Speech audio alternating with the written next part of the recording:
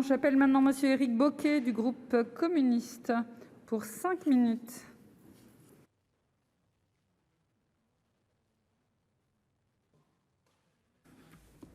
Madame la présidente, monsieur le ministre, mes chers collègues, nous voici donc réunis pour la saison 5 du PLFR. M. Bruno Le Maire a commencé de siffler la fin de la partie. Il pose d'ores et déjà l'acte de décès du « quoi qu'il en coûte ». Le plus inquiétant est que le ministre affiche son obsession sur le sujet de la dette publique comme moyen de remettre en cause encore et toujours notre modèle de protection sociale. Toujours aucune conditionnalité au versement des aides et pourtant, un rapport récent a montré que sur les 27 groupes du CAC 40 ayant bénéficié de l'activité partielle, 16 ont versé les dividendes en 2020 et 22 en 2021. Ce budget, je cite M. Le Maire, amorce la transition vers un retour à la normale. C'est un budget de retour à la normale pour une situation qui ne l'est toujours pas.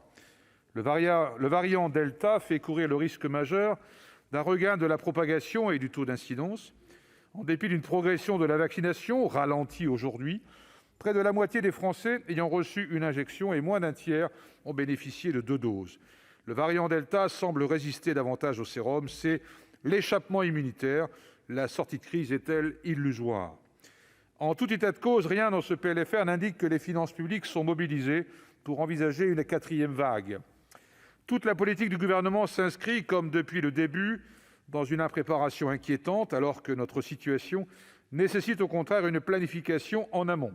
Anticiper, prévoir et encore prévoir, c'est le seul objectif pour garantir la protection de la population et l'efficacité des dépenses au premier euro en matière d'urgence et de relance. La crise sanitaire a révélé, même s'il n'est pas l'heure d'en faire le bilan, tant qu'elle n'est pas derrière nous, la gestion pour le moins approximative de l'exécutif. Un écart de près de 10 milliards d'euros de dépenses de santé supplémentaires par rapport à la loi de financement de la sécurité sociale pour 2021. Des sources gouvernementales indiquaient que le budget de la sécurité sociale représentait, je cite, « des provisions larges au cas où l'épidémie devrait durer encore longtemps ». Bilan, vous prévoyez 1,5 milliard d'euros pour la campagne de vaccination. C'est 3,5 fois moins que son coût actuel, chiffré à 5,2 milliards d'euros. La gestion des crédits destinés à renforcer les participations financières de l'État dans la crise sanitaire est notoirement insuffisante. Vous vous en êtes servi comme d'une réserve de crédit que vous avez détournée de son usage initial en la dépouillant de 7,2 milliards d'euros. Et vous voudriez recueillir notre assentiment comme si cet argent était inutile. La détresse d'Air France, plus de 6 500 licenciements en cours d'exécution, de Renault, 4 600 licenciements sur 3 ans en France, affectant notamment l'usine de Maubeuge, dans mon département du Nord. L'écrémage de 30% des effectifs des fonctions générales pourrait advenir pour les salariés de SNCF Réseau sur 3 ans. Nous sommes là de chercher les crédits que nous avions soutenus pour répondre à ces enjeux, pour répondre à ces salariés. Ne peut plus durer le choix de l'impuissance publique à laquelle vous vous livrez, à laquelle vous les livrez. Votre tour de passe-passe sur les crédits est clair. L'addition pour l'actionnariat de l'État dans les entreprises françaises est salée.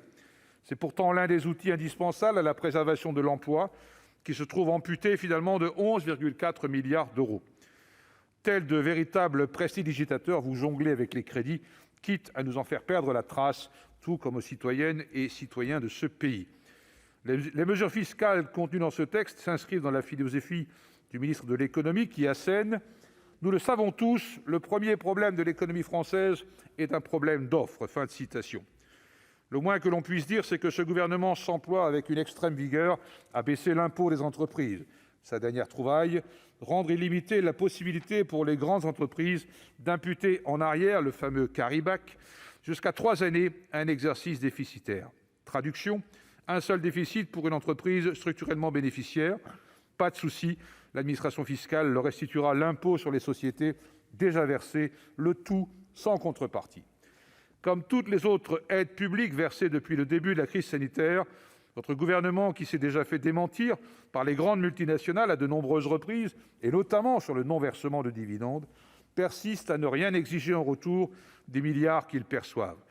Voilà la transition qu'entame ce collectif budgétaire du « quoi qu'il en coûte » au « quoi qu'il advienne » pour les finances publiques. Je vous remercie. Merci, chers collègues. La parole est à présent à Madame Sylvie Vermeillet du groupe